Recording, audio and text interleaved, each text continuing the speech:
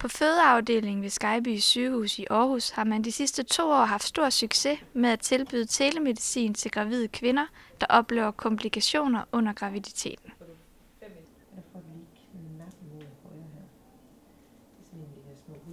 En svær graviditet er ofte forbundet med mange undersøgelser på sygehuset.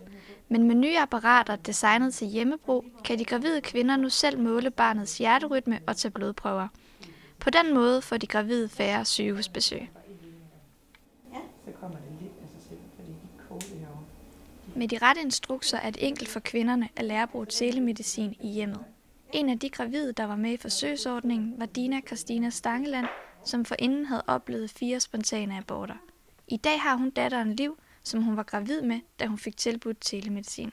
Men det betød også rigtig meget, at alle de kontroller, jeg havde brug for, ikke skulle foregå i sygehusrammer, men det kunne foregå herhjemme, hvor jeg kunne ligge og slappe af samtidig med.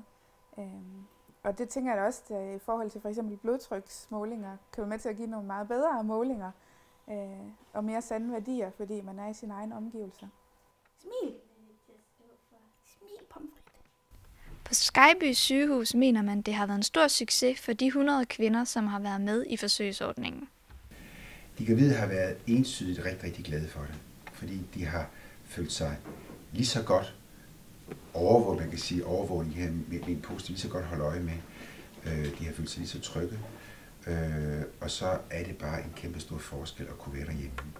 Og vores erfaring er, at kvaliteten af de registreringer, de oplysninger, som vi får på den her måde, de er mindst lige så gode, som hvis vi lavede dem herinde på hospitalet.